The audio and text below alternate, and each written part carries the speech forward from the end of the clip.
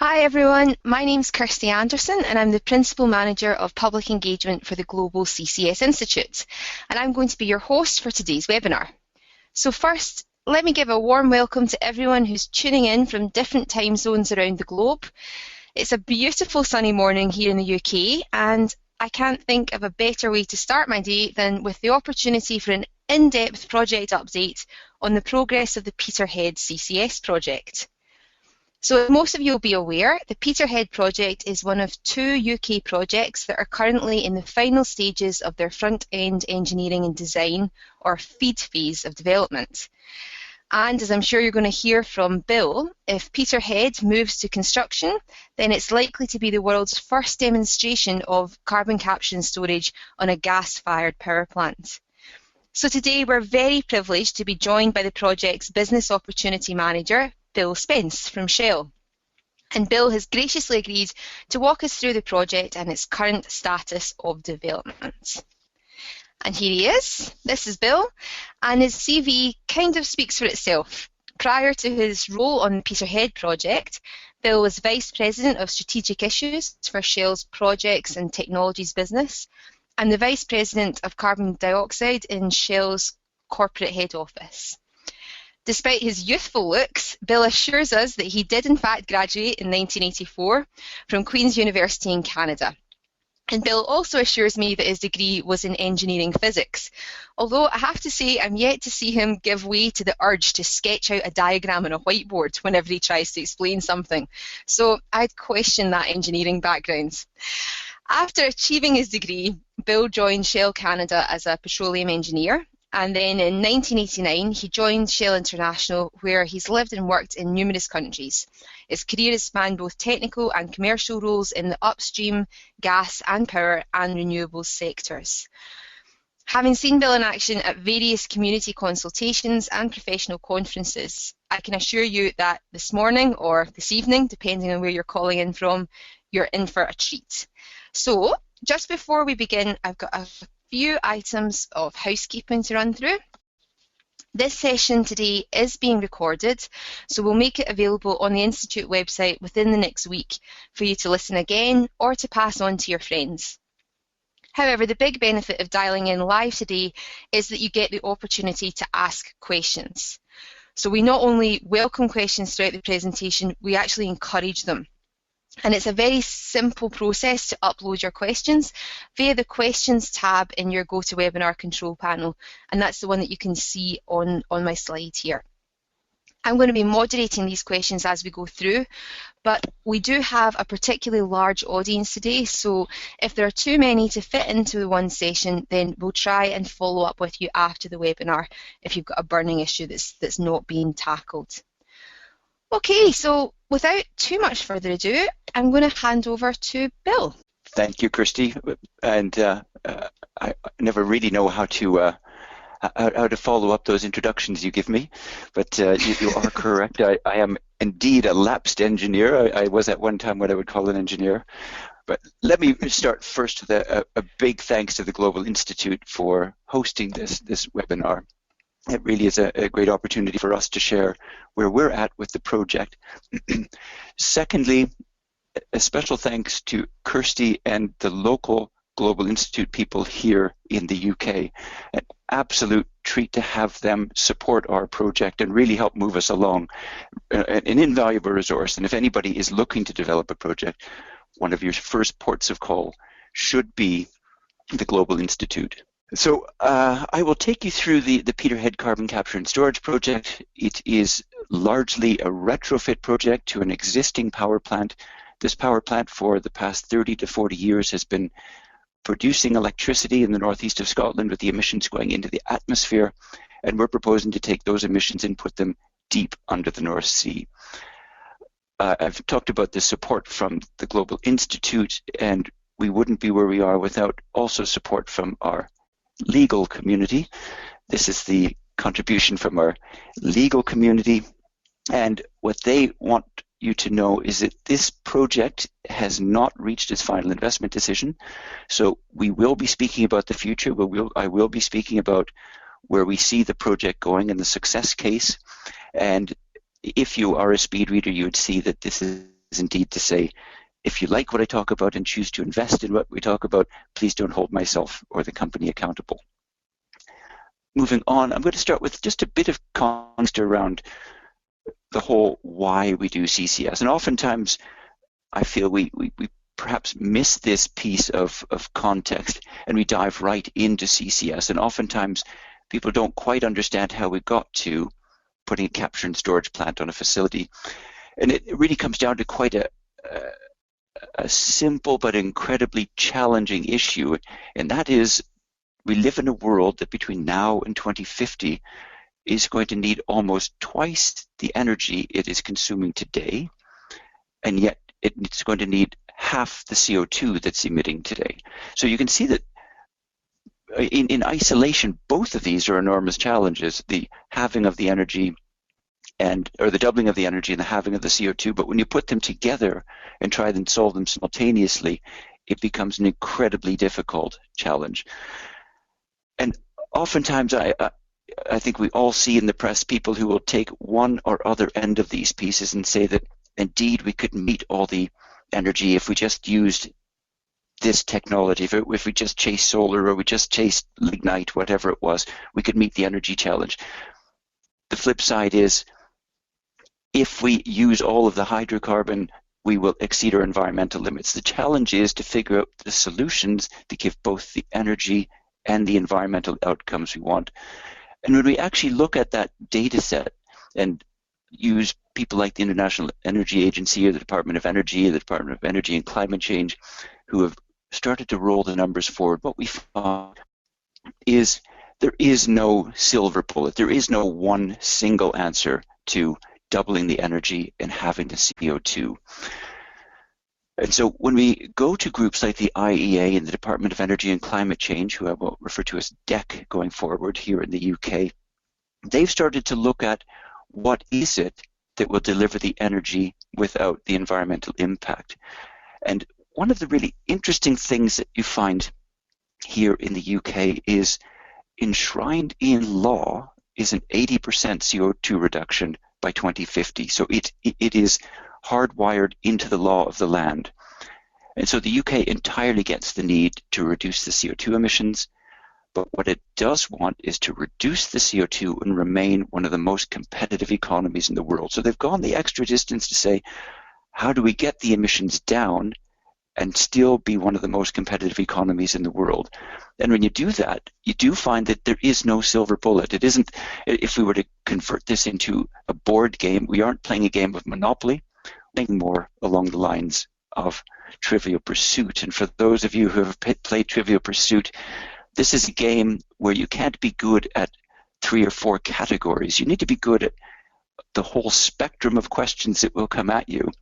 And in the energy and climate challenge, the spectrum of challenges that face you are these 6. These are the things that will give you twice the energy and half the CO2 in order to meet this 2050 challenge that we have in the 2°C challenge. Fuel switching, going from high carbon fuels to low carbon fuels, these are things that we can do over the course of the day today by switching a coal-fired plant to a gas-fired plant. Within 4 hours, you can reduce your CO2 emissions by 50%. Adding biomass to transport fuels can do this as well. Clearly, the relentless growth of renewables always welcome. The wind, the solar, the geothermal. We are going to need all the renewables we can get. All of us need to do our work more efficiently, run our plants more efficiently. Probably one of the most difficult ones is behavior change. Here in the UK, one of the roles the government is playing here is to roll out smart meters, so we start to become aware of when our emissions or when our demand is occurring and how we can manage that. Nuclear is going to continue to be a part of the answer, but clearly carbon capture and storage is one of the big 6. What DEC has done, the Department of Energy and Climate Change has done, is they've gone one extra step. Is they've built an economic model going forward to say what's the lowest cost of decarbonization, and then they've systematically gone around this little pie, this little Trivial Pursuit pie, and taken out the individual pieces and looked at the increased cost to reduce emissions without that piece of the pie in the mix. And what they find is each of these has an impact, but far and away the biggest impact is when the UK doesn't have access to carbon capture and storage. And what they found is that in a 2050 world where they have decarbonized, if they've had to do it without access to carbon capture and storage, it would cost the UK £32 billion per annum more to run the economy. So if I convert that broadly into US dollars, that would be $1 billion a week more to run the economy if it were decarbonized without CCS. So there's an enormous prize for the UK to have CCS in the mix. And thus we start to see why they are running this competition, for which I am a competitor. I'm one of the two remaining competitors for £1 billion of prize.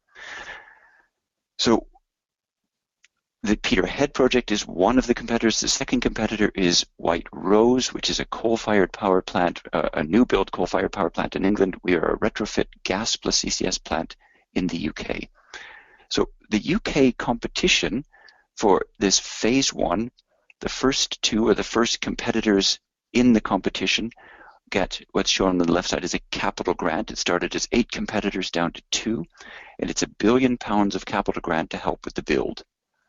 In addition, once it's up and running and operating, to cover the additional operating costs, there is a contract for difference mechanism. And this is exactly the same mechanism that will support solar and wind and other renewables. So we end up competing like for like against the other low carbon energies. Phase 1 gets both of these. Phase 2 of the UK competition gets the contract for difference, and well down the road in Phase 3, it becomes a level playing field of all the low carbon energies competing head to head. So with that competition in the background, what is it we're proposing to deliver? This is a very high-level summary of the Peterhead project, and I'm going to start by going backward in time. I'm going to go back 13 or 14 years, and if I were speaking to you 13 or 14 years ago when I was a less lapsed engineer, I would have told you about a new field we had discovered, the GoldenEye field, strangely very much like a James Bond character. It is a gas field 100 kilometers off the coast of Scotland, off the northeast coast of Scotland.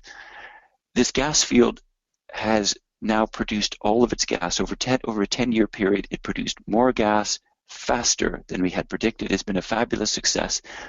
This infrastructure, or this gas came up over the GoldenEye platform in a dedicated pipeline to a terminal called St. Fergus, and St. Fergus is just up the coast from the Peterhead Power Station. So what we're proposing to do is to reverse the flow. We're going to take the spent carbon, what came ashore as methane, has now been spent and is now CO2. The proposal is to take it from the power station, back out that very same pipeline, over the same platform, down the same wells and into that same reservoir that held the natural gas for 50 million years. And so I do make it sound quite simple, but there is quite a bit involved in reversing the flow. So it is very much a retrofit about reuse of existing infrastructure. It involves a lot of support from the UK government, as we just spoke about. We're proposing to run the project for 10 to 15 years, and each of those years would capture 1 million tons of CO2. So we're looking at 10 to 15 million tons of CO2 over the course of the project. So what is it we actually need to do to reverse the flow? On the top left is the Peterhead Power Station.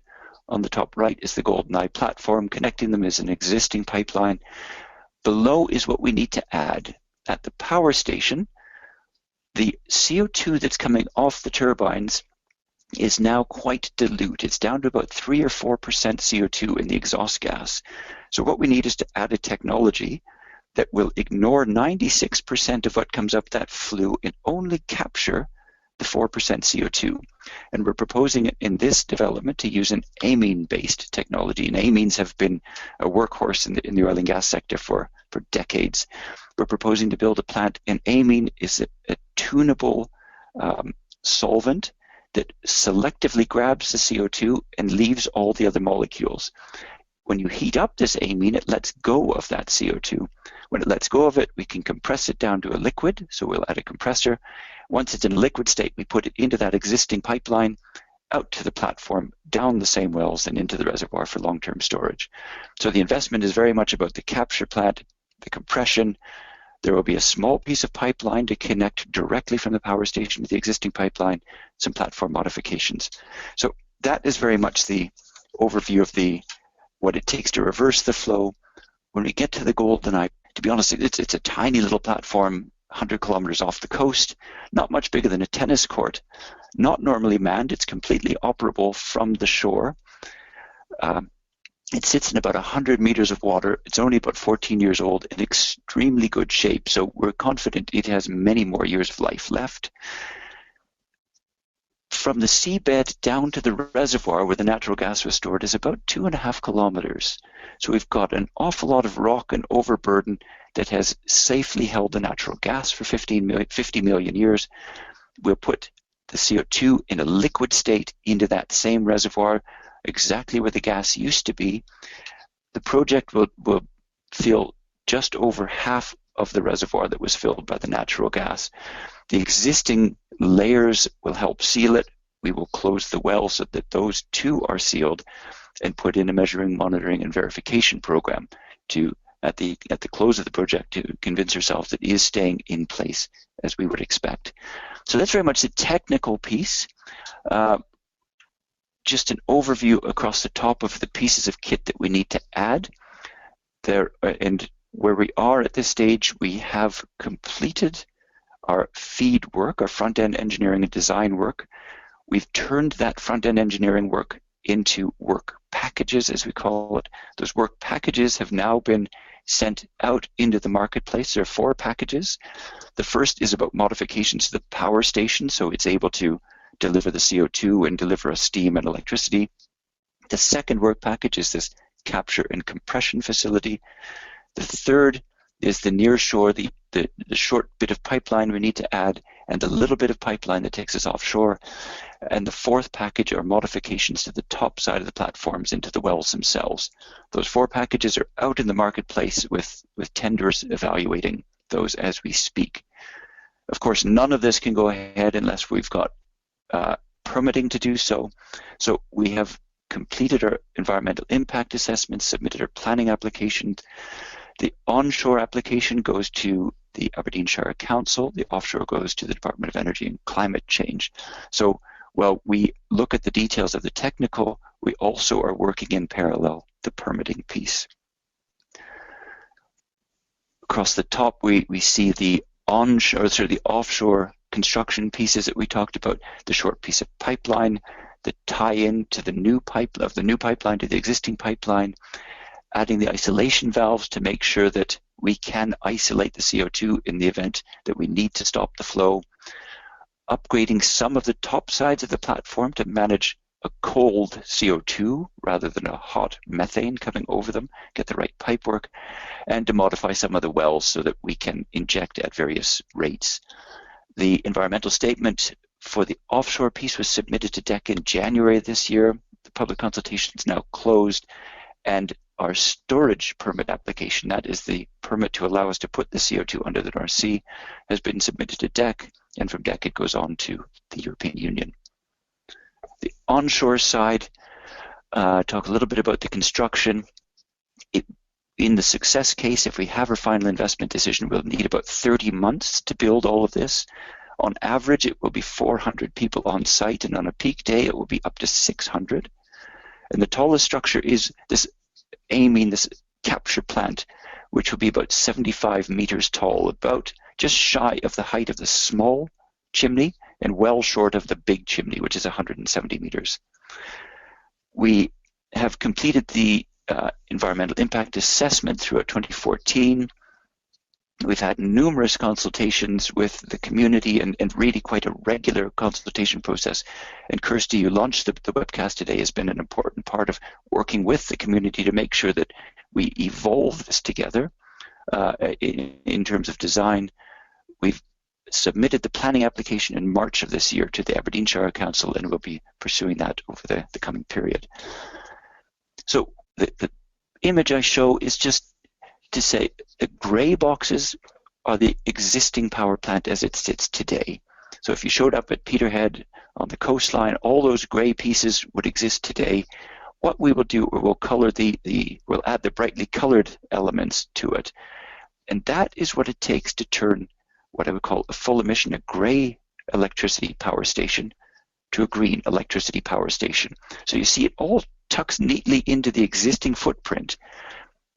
And I am often reminded by the project manager, William Lindsay, that he does not commit to painting the pipework these colors, and I fully agree that we won't go down that route. But when this is all done and it starts up, this will be providing enough electricity to power 500,000 homes. And in round figures, here in Scottish terms where we're based, this is about the equivalent of the number of houses in Edinburgh and Glasgow down in the central belt of Scotland. So it's an awful lot of electricity, clean electricity, that will be added to the grid. So I've talked a lot about why the UK would want to do this, the £32 billion prize to decarbonise at lowest cost. Technically, we believe it's all doable. We don't know what the cost is yet. The tenders need to come back. But why is Shell pursuing this? And if I take you through 3 short graphics of what's happening, at present, there's natural gas going into the power station, the CO2 going up in the atmosphere, and the power station receiving a grey electricity price. The second little graphic is meant to show that if the CO2, instead of going in the atmosphere, goes in the geosphere, gets stored in the subsurface, we get that green price. And so one of the first things we need to do is prove that CCS works on gas-fired power. So we would be the first gas-fired power station. We can then prove that the technology works. And when we then show that, and with the contract for difference mechanism that is being proposed by the Department of Energy and Climate Change, gas plus CCS can then compete with the other low-carbon sources of energy, such as renewables and nuclear, giving the UK a very broad spectrum of low-carbon electricities, in giving natural gas not just a place today as a low-carbon energy, but a long-term place in the low-carbon energy mix, where we go from reducing coal emissions by 50% with natural gas today, and a further 90% reduction with the addition of CCS. So we start to see that gas becomes a long-term part of the economy and being an important part of keeping the cost structure down. This is not the first project that Shell is doing. It's part of a broader portfolio. Without going into too much detail, we are leading a project in Canada called Quest, and this is a project that is preparing for startup over the course of this year. And Quest is working with an oil upgrading facility to bring down the carbon emissions by 33% at the oil upgrading facility, capturing 1 million tons per annum and bringing down the CO2 footprint of transport fuels. The next one you see is Boundary Dam. We're not an equity player in this, but we're a technology provider. Our wholly owned subsidiary CanSolve provides the heart of the Boundary Dam project in Saskatchewan. It is the capture unit. It's the solvent that takes the CO2 out of the coal boilers, captures the CO2 so that the electricity becomes green, and that CO2 can be moved on and be used for enhanced oil recovery. TCM, that stands for Technology Company Mongstad. It's a Norwegian venture we're part of, and this is a solvent facility. I've mentioned numerous times the importance of solvents in capture. Here is a facility where solvent companies can go and test their solvent at large scale to get those run hours to convince projects like ours that their solvent will work when brought up to scale.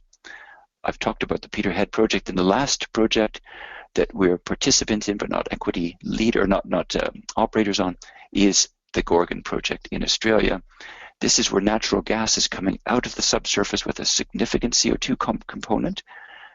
The Chevron and Shell and the participants will remove that CO2 from the natural gas before it goes to market and put that back underground. And that will be the world's biggest CO2 capture and storage project, with somewhere between 3 and 4 million tons of CO2 captured.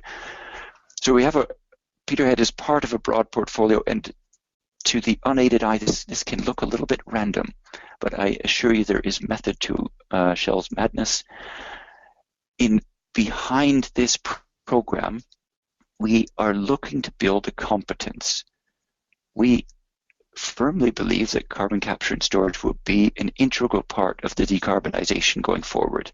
And there are 10 things we as a company need to be good at for the day when this becomes business as usual. And these 10 things are listed down the left side. We need to be good at onshore storage and offshore storage. We need to be good in storing in saline aquifers and depleted reservoirs like Peterhead. Pre-combustion capture and post-combustion. Our project is post-combustion, dealing with contaminated gas, dealing with heavy oil, refining, and gas-fired power. So we've chosen the 4 demonstration projects that will give us the best cover of those competences for the day when we go forward and need to use those on a routine basis. You might think we've been lucky to get 4 winners off the start. I can assure you that hasn't been the case. We have started many CCS projects, and it's no different than any other technology. You will always start more than you finish. Here is just an overview of 9 of the projects that we've been involved in, either with the little green tick, meaning they've succeeded and they're operating today, or the little X, meaning they didn't make it to final investment decision. You can see that Peterhead sits in the bottom right corner with neither an X or a check, and I do hope come December we can put a little green check in the corner of that box. I raise this because although these projects have not reached final investment decision, these projects are so important to providing learnings for us.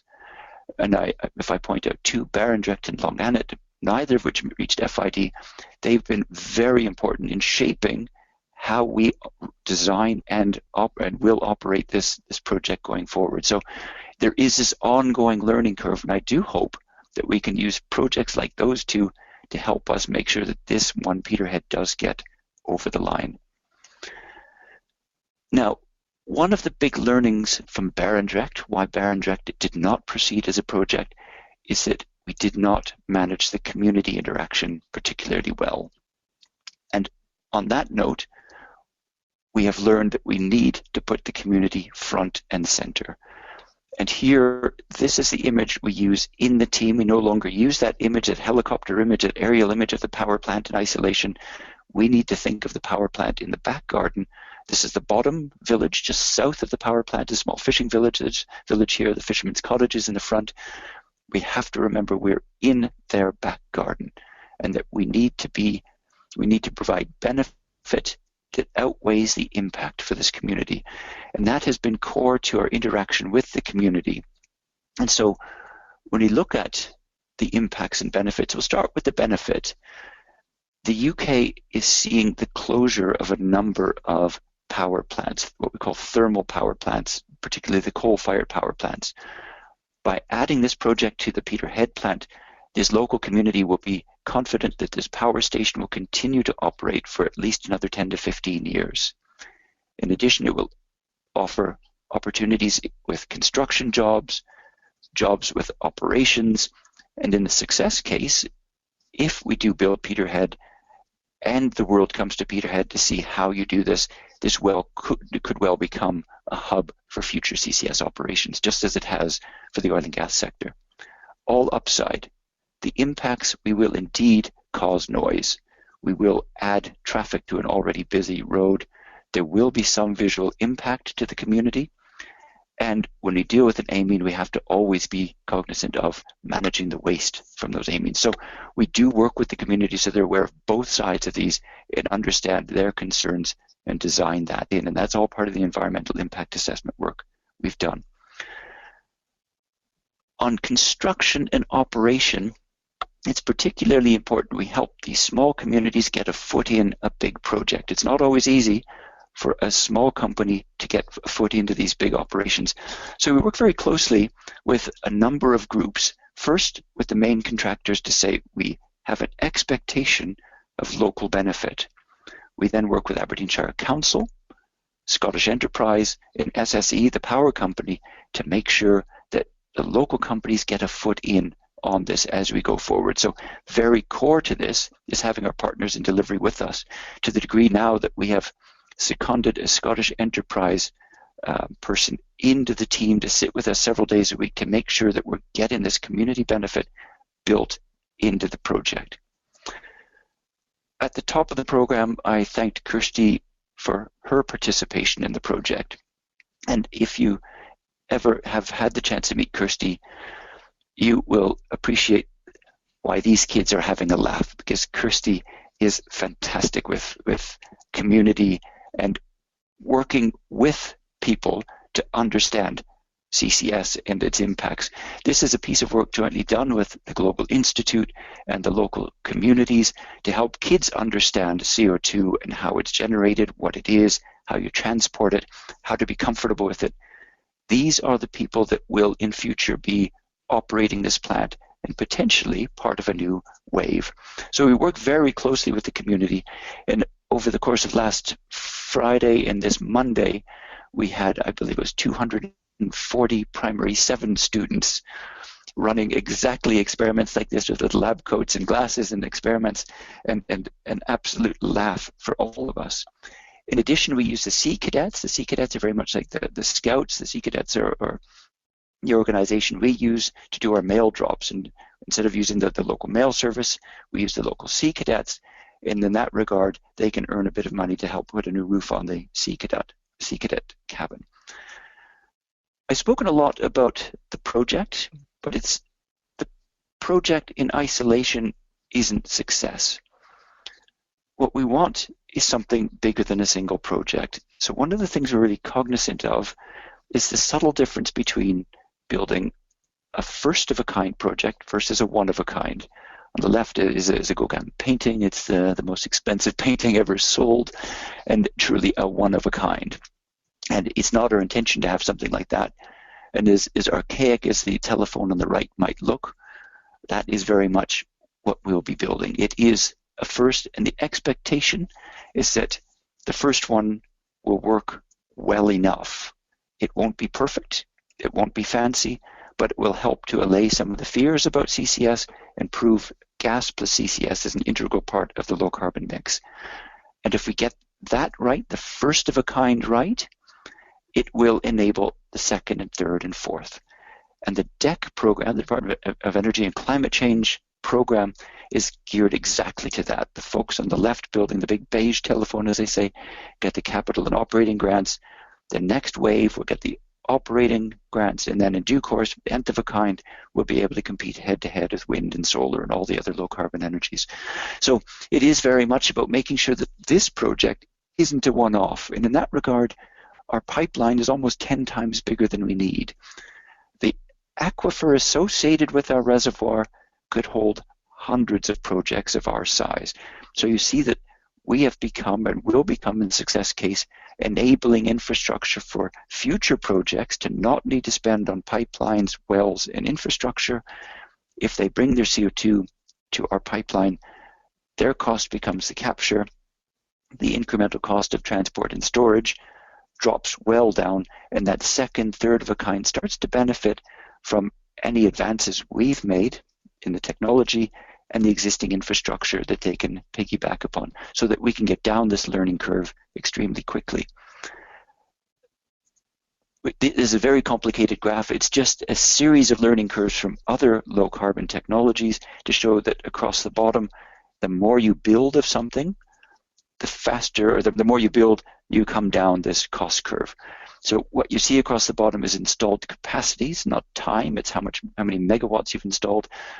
What we need to do with carbon capture and storage, we're 20 years behind wind and solar and the other technologies. We need to come down this cost curve faster than these technologies have. And on this basis, I think we can be quite pleased with what the DEC program is running upon. The DEC program is based upon knowledge transfer. As the Peterhead project is going through this phase, our compensation is based upon providing knowledge deliverables to DEC. These are sharply prescribed summaries of all the work we've done These summaries will go into the public domain so the next developer can see what we've done well, what we've done wrong, copy the good, avoid the bad, and get down that learning curve. And once we are down the learning curve and we're into our nth of a kind on a cost basis, gas plus CCS, if we look at the cost per megawatt hour, the GCCSI, the Global Institute, shows that gas plus CCS will be solidly in the middle of the band of cost. We should be able to provide low carbon electricity at a cost lower than offshore wind and solar thermal and PV, roughly on par with nuclear and biomass. So when we're down the learning curve, we do become cost competitive. Where are we at present? We're, to be honest, we're in quite a crunch at the moment. This is the period of the project where we've had the technical designs come back. We're looking forward to the contractor community to come back with their costing. We're looking forward to hearing the feedback with our environmental impact assessments, planning applications, all of these starting to come together in the coming weeks and months. And what we hope comes back, and what we hope comes back, are all very positive signs that we're able to take a final investment decision near the end of this year. And with a final investment decision, we then submit a legally binding bid to the UK government come end of the year. Early next year, the UK government will decide whether the program has no winners, one winner, or two winners. And in that success case, if we are deemed a winner by the UK, we would then go into detailed design. And by 2016, the construction would begin, and looking for startup somewhere at the end of the decade. So my last slide before we turn to questions is an analogy of our project, and for some of you might recognize Dr. Roger Bannister. This is a photo from 1954. Not only am I a lapsed engineer, I'm a lapsed runner, and this is one of my heroes from my youth. In 1954, many people believed that it was not humanly possible to run a mile in under 4 minutes. And then in 1954, Roger Bannister did just that. He ran the mile in under 4 minutes. And we hear the saying that CCS will never work. It doesn't work. Doesn't matter how hard you try. Peterhead CCS, I'm hoping, will prove to people that gas plus CCS does work, just like Roger Bannister did in 1954. Second thing about Roger Bannister, although it looks like he's very much alone at this finish line, he did not do this alone. He worked very hard with his two mates, Chris Brasher and Chris Chataway. They sacrificed their race to pull him through on world record pace so that he could break the record. Similarly, we're not doing this alone. We're doing it with the UK government. We're doing it with Scottish Enterprise, the Aberdeenshire Council. We're doing it with other oil and gas companies, joint industry projects, all the Global Institute, all pulling us at this world record pace to deliver the first. And finally, the third point about Roger Bannister that I find most fascinating, here's a man who did the impossible, ran a mile in under 4 minutes, and yet he only held the world record for 45 days. He was quickly beaten at the world record by an Australian runner, and that's exactly what we want to see with our project. We would be no happier than to see a second gas plus CCS project built at lower cost, higher efficiency, higher output, to be that second of a kind and third of a kind that races down the learning curve. So with this, Christy, I'm going to finally stop talking. It's been quite a long session, but very pleased to take questions at this point. Brilliant. Thank you so much, Bill. And yeah, it has been a long session, but I think really interesting. And I can tell from the number of questions that we've had popping through, not to give you the fear, but we have had a lot of interest and a good deal of questions and a real mix of questions about the future for the project, but also some technical things too. So we'll get to put that lapsed engineer to the test, if that's okay.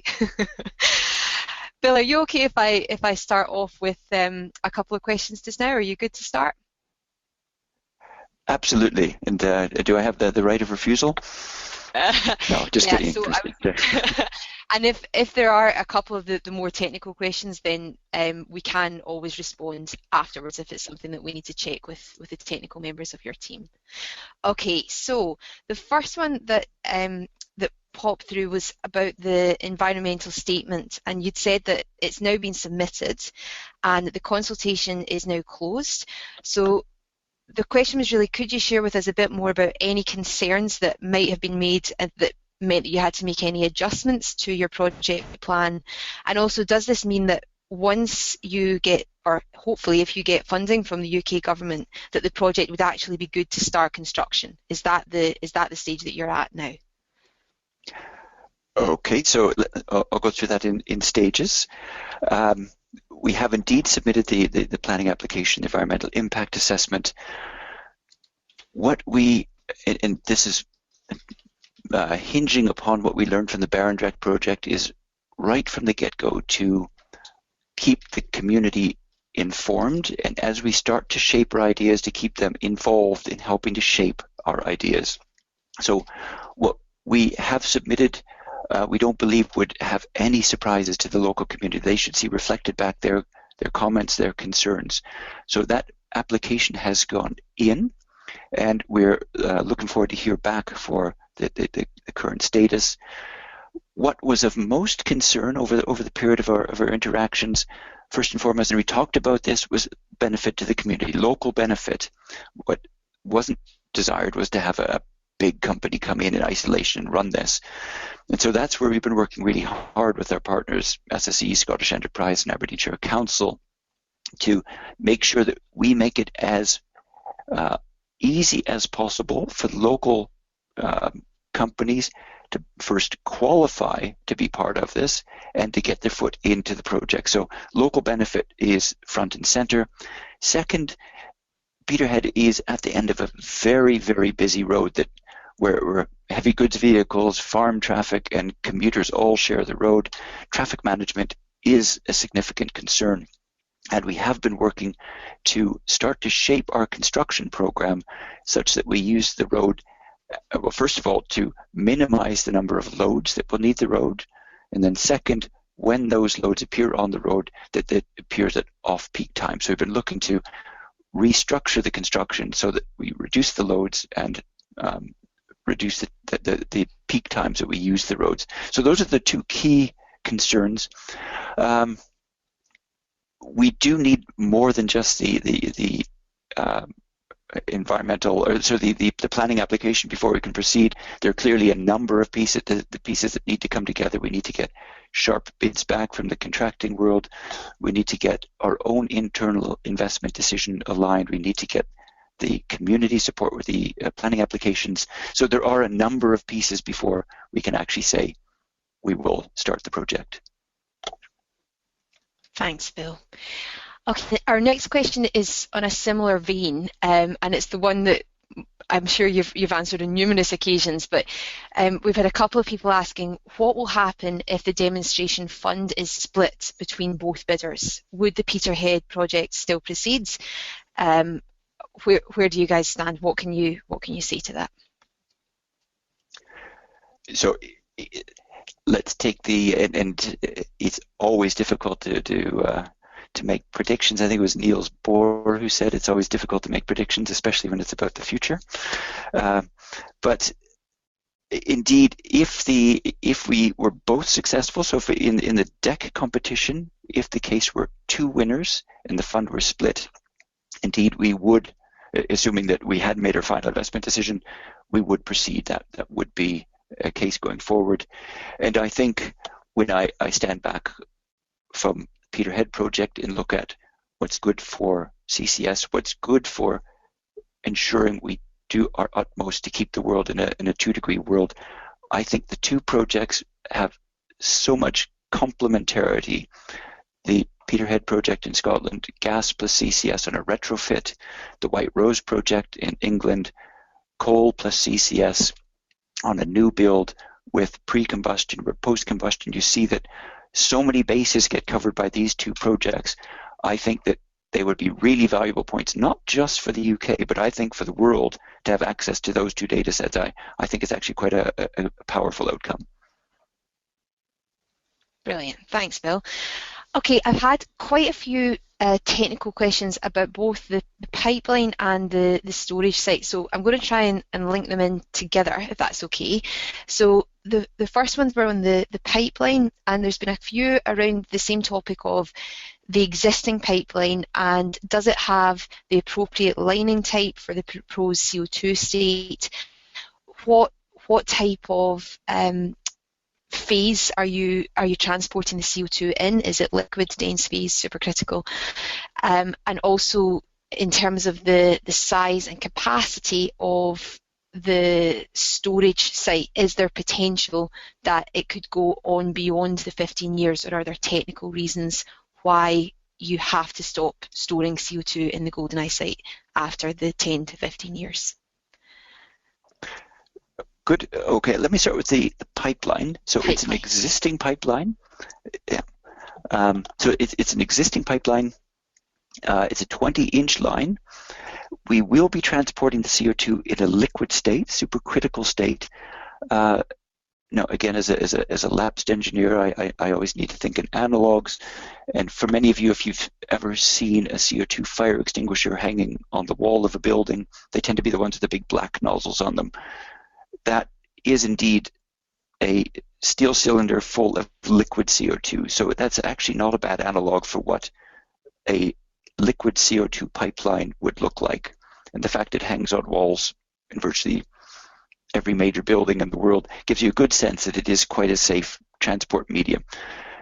As we are transporting it supercritical, in a supercritical state, there will be no moisture in it, and without moisture, then we are fine with supercritical CO2 in contact with what was an existing steel pipeline. So we don't need to recoat the pipeline in any way. We're able to use it in its existing state.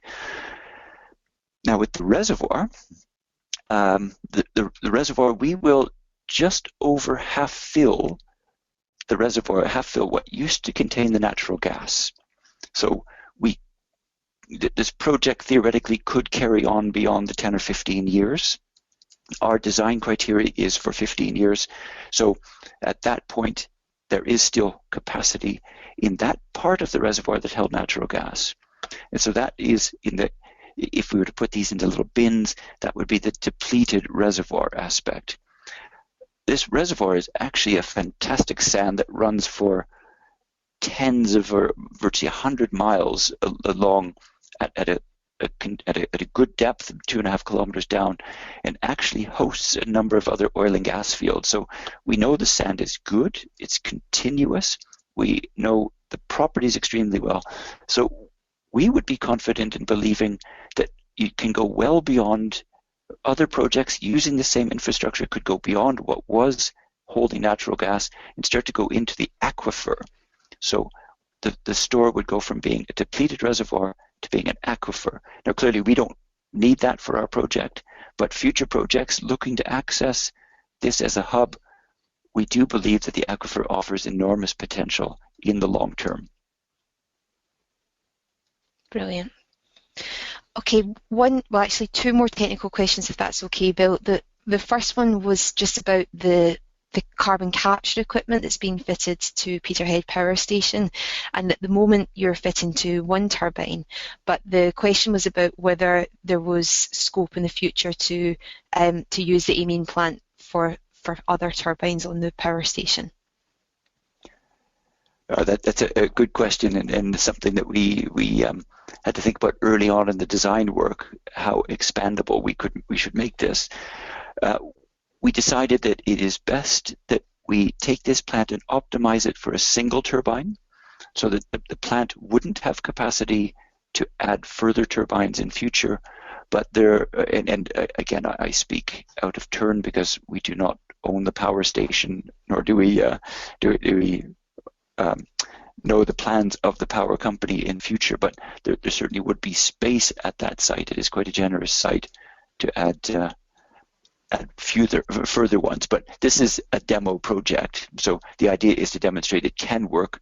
That the commercial upscaling of it, I think, would be a question for the power company. So this one will stick with the demo on the one turbine. Okay, brilliant. Okay, and if I can move you out to a slightly wider question, there's been a couple of questions about the contracts for difference that you mentioned in the UK government's framework for CCS. One question was about the deciding factor from Shell's point of view when you chose to do the Peterhead project and base this work in the UK. Was the contracts for difference in the policy framework being proposed by the UK government influential in your decision-making process?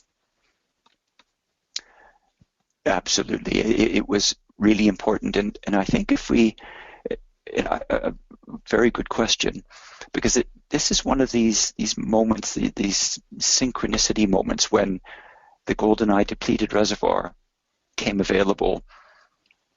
It naturally linked to this power station onshore, all at the same time that the Office of Carbon Capture and Storage at DEC put together this proposal. So it is one of the three pieces of synchronicity that has come together for this project.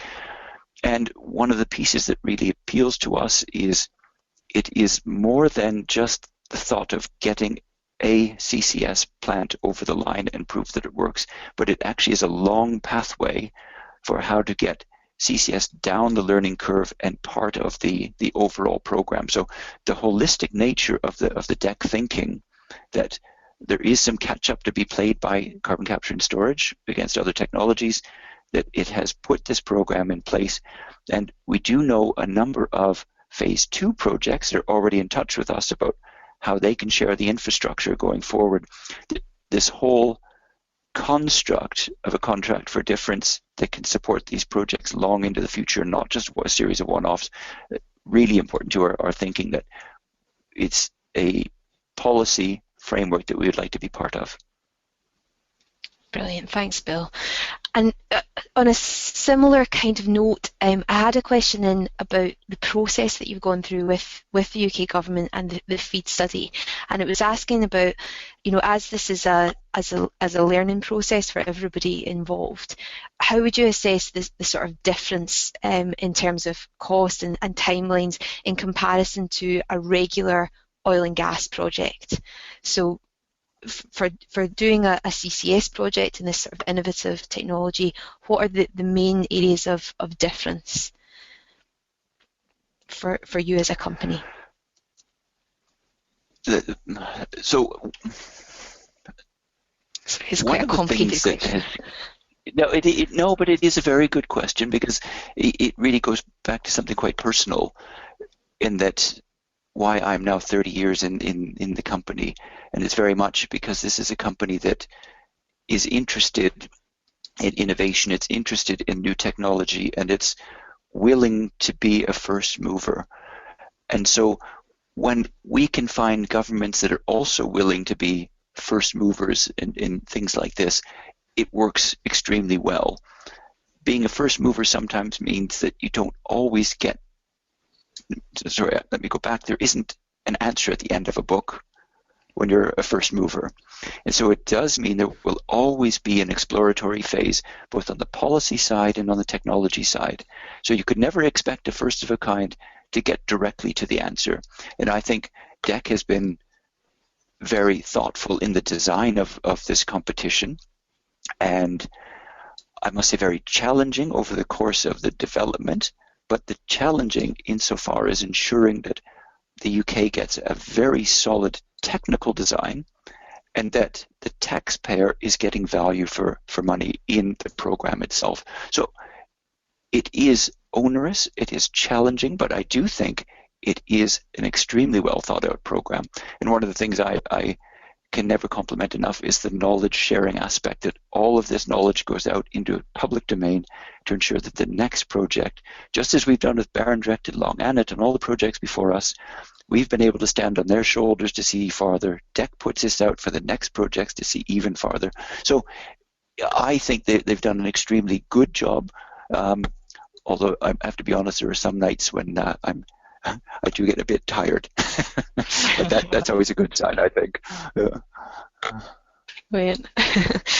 Okay, Bill, we've had an absolute heap of questions, so if it's okay, I might just go slightly over by about 2 or 3 minutes to try and squeeze the last few in.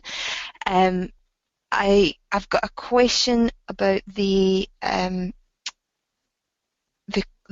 gas. So we've been asked, when you're saying that you transfer cold gas over the platform, what temperature and pressure are you talking about, and how does this differ from the natural gas when it's being produced?